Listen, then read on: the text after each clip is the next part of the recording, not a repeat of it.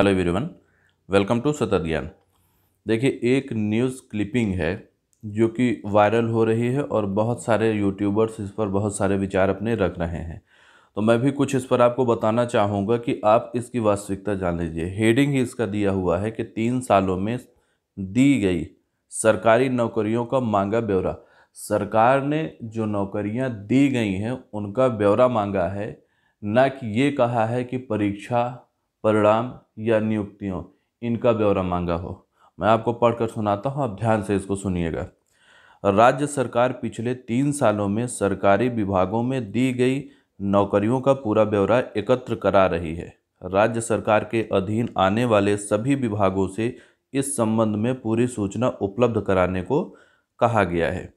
विशेष सचिव कार्मिक शीतला प्रसाद ने सभी अपर मुख्य सचिव, प्रमुख सचिव व सचिव को शुक्रवार को भेजे पत्र में कहा है कि वर्ष 2017 से अगस्त 2020 तक सरकारी संविदा और आउटसोर्सिंग के माध्यम से युवाओं को दी गई नौकरियों के संबंध में सूचना उपलब्ध कराई जाए। भाजपा सरकार प्रदेश में जब से सत्ता में आई है तब से लेकर कितने युवाओं को प्रदेश में नौकरी दी गई है, इसके बारे में पूरी जानकारी एकत्र कर भविष्य में और भर्तियों के बारे में विचार कर सकती है। ध्यान देने वाली बात यह है कि कर सकती है विचार। कार्मिक विभाग ने सचिव लोक सेवा आयोग यानी कि यूपीपीएससी प्रयागराज और सचिव उत्तर प्रदेश अधीनस्थ सेवा चयन आयोग यानी यूपी ट्रिपल एससी लखनऊ को भी इस संबंध में पत्र भेजा है कि उनके द्वारा पिछले 3 सालों में कितनी नौकरियां दी गई हैं। तो यहाँ पर यूपी ट्रिपल एससी की बात तो जरूर हुई है, लेकिन ये बोला गया है कि पिछले 3 सालों में यानी 2017 से लेकर के अभी तक कितनी नौकरियां दी गई हैं उनका ब्यौरा मांगा गया है, ना कि इस चीज़ का ब्यौरा मांगा गया है कि कितनी ऐसी भर्तियां हैं जो अटकी पड़ी हुई हैं, किसी का परिणाम नहीं आया है, तो किसी की परीक्षा नहीं हुई है, किसी की डीवी नहीं हुई है या फिर किसी की नियुक्ति नहीं हुई है। बात यहाँ पर रिक्रूटमेंट की प्रक्रियाएं जो अभी रुकी हुई हैं उस पर कुछ नहीं हो रही है। 3 वर्ष के भीतर जितनी सरकारी नौकरियां दी गई हैं उनका ब्यौरा मांगा गया है। तो इस पर आप ये मत निश्चित हो जाना कि एक ट्वीट आ गया था, उसमें ये बात बोली गई थी कि जो भर्तियां रुकी हुई हैं उनको पूरी कराई जाएंगी, अनियमितता जो है उनको दूर की जाएंगी। केंद्र सरकार के तर्ज पर एक नेशनल रिक्रूटमेंट एजेंसी के तर्ज पर यहाँ पर राज्य में एक रिक्रूटमेंट एजेंसी बनाई जाएगी। ये सब चीज़ें बोली गई हैं, लेकिन जो भी भर्तियां अटकी हुई हैं उनके बारे में कुछ भी अभी तक कहा नहीं गया है, न सरकार के द्वारा न यूपी ट्रिपल एससी आयोग के द्वारा। तो इसलिए आप इस बात से अगर निश्चिंत हो गए हैं कि आने वाले समय में भर्तियां पूरी हो जाएंगी, तो कब होंगी कैसे होंगी अभी कुछ भी पता नहीं है।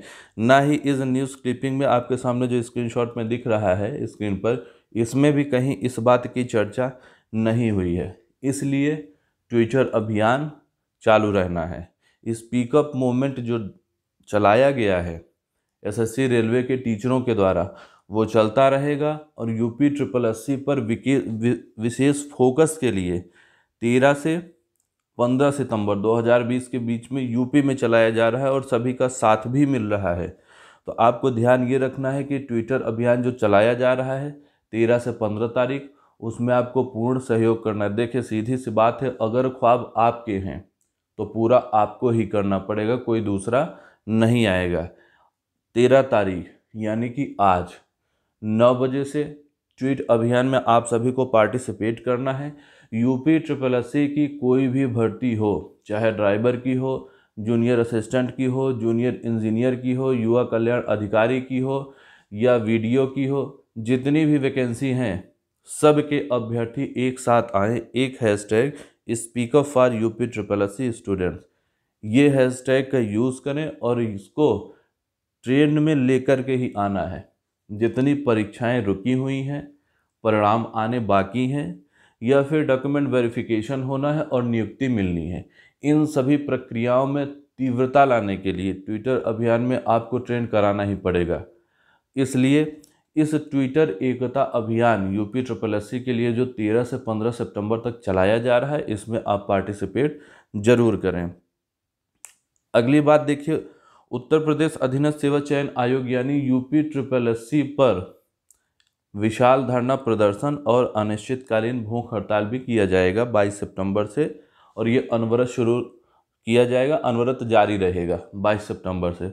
मैंने पहले भी वीडियो में बताया है कि यह जो पूरा धरना प्रदर्शन और अनिश्चितकालीन भूख हड़ताल किया जा रहा है, पहले भी जो धरना का आयोजन किया जा चुका है, जो मार्गदर्शक रहे हैं, जो मुख्य कार्यकर्ता रहे हैं अखिलेश भैया, उनके नेतृत्व में, उनके मार्गदर्शन में ये कार्य किया जाएगा।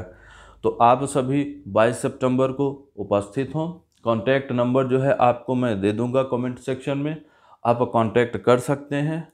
और नौकरी आपकी है, अधिकार आपका है, नौकरी पर हक आपका है, तो प्रयास करना पड़ेगा। बस ध्यान इस चीज़ का रखना है कि कोरोना के समय में जो भी सरकार के द्वारा गाइडलाइन है उसका पालन करना है।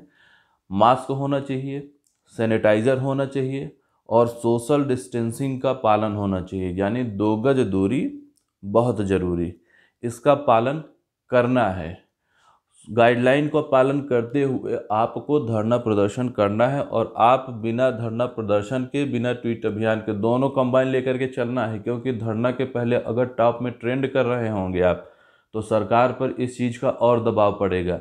क्योंकि दबाव सरकार पर है, इसीलिए सरकार ने ट्वीट करके अवनीश अवस्थी जी को बताया था कि जितनी अनियमितताएं हैं उनको दूर करके 1 हफ्ते के अंदर फाइल आगे बढ़ाई जाए।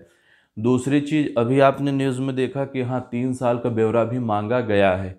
ये सारी चीज़ें अचानक एकाएक नहीं हो रही हैं। जो स्पीकअप मूवमेंट चल रहा है, जो ट्रेंड कर रहे हैं हैशटैग, उसी का प्रभाव है, दबाव है। सरकार को भी पता है बेरोजगार बहुत ज़्यादा है, रोजगार की क्या स्थिति है, इस वजह से ये सारी चीज़ें हो रही हैं। तो दबाव इसको और बढ़ाना है। नियुक्ति, परीक्षा परिणाम और परीक्षा जो भी अटकी हुई हैं उनको करवाना है।